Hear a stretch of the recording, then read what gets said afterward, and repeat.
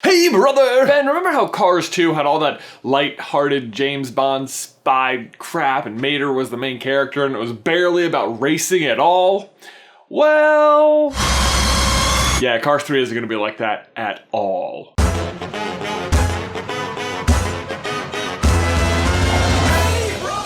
Yeah, Ben and I legit almost lost our heads when we saw that crash for the first time. In case you missed it, Pixar just released their latest trailer for Cars 3 during the Daytona 500 last weekend, and so today we're going to go frame by frame and give you our in-depth analysis, review, and predictions for Cars 3. By the way, link to the actual trailer in the description in case you want to watch that first. So as I said, you may recall, Cars 2 kind of barely about racing at all. Of course, you might not recall. I know I personally try not to think about that movie too much. But in this trailer alone, there are like at least 5 different racetracks, so it is going to be super about racing, which is a novel concept for a movie about a race car. Even Cars 1, where the plot was driven forward, by lightning trying to get to a race at the end. For the most part, the movie isn't actually about racing. On the other hand, almost every scene in this trailer is on a racetrack. Starting with the opening scene, an overhead shot of the Motor Speedway of the South. This quickly fades away to the Disney logo, which blinks out of focus in a negative version of itself, which is an effect typically more commonly associated with horror movies. Hello.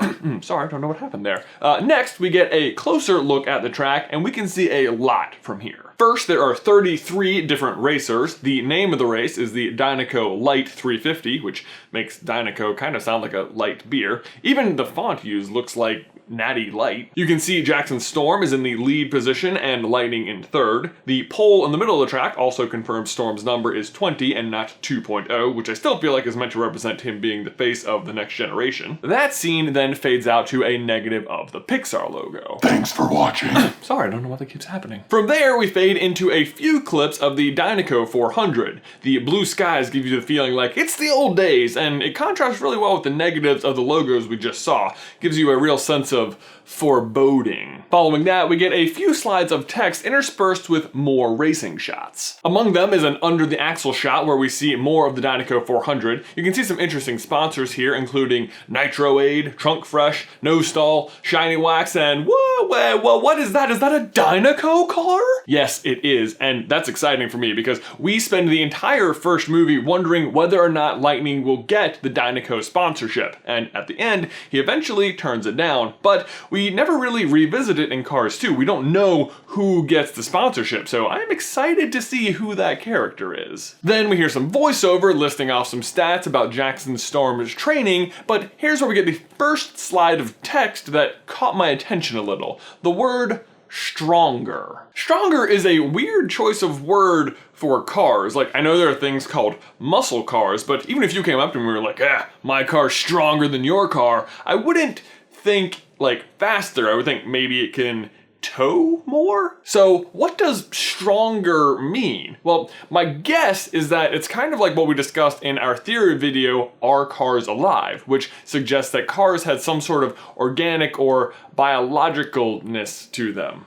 That's a word, right? I know that sounds weird, but it makes the word stronger make a little bit more sense, like they have muscles or something that they can train to get stronger and therefore faster. I also think it offers a little bit of explanation as to how like Lightning and Jackson are able to just like cruise around other cars in the middle of a race. Like, how are they going faster? Are they just trying harder? Why doesn't everyone drive that fast? But like, you don't ever see that happening in real NASCAR, because in NASCAR you have cars that are all built to the same spec. So you can't just drive past someone because you're faster. You have to outmaneuver them or be a better driver than they are. The idea that you can train to get faster though makes sense, especially since in this trailer we see both Storm and Lightning training, and like what would even be the point if you couldn't get faster, right? Anyway, then faster flashes on the screen and you see Jackson Storm being just that. He blows past a bunch of older looking cars on the BNL Raceway. They cut to the LA International track and we see him catching Lightning, and then cut to Copper Canyon where he's winning a race outright. This is followed by yet another montage of racing clips, which do have a few points of note. First is Lightning being the lone older model car amongst what seems like a sea of supercars. Like, he is the only one who can stick with them. By the way, I just love the animation in this sequence, like how the camera is shaking as things zoom past. Like, that's exactly how it looks in a real NASCAR race. But he cannot hang with them for long. We get a real clear shot of Jackson Storm and the 19 car and the 24 car just zipping away from the field. Then we get a nice overhead shot where we can confirm the number of the new Dynaco racer as 42, which is interestingly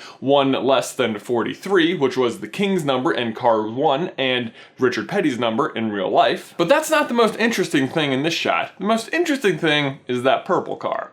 Keep an eye on it because we'll come back to it. But before that, let's talk about the crash, which is the next thing we see. And I have to say, it looks like Lightning causes it himself by overexerting himself. We get a few shots leading up to it, each one Lightning shaking more and more. First you see Jackson Storm behind him, then he has disappeared, then he is way out in front, and then Lightning is just...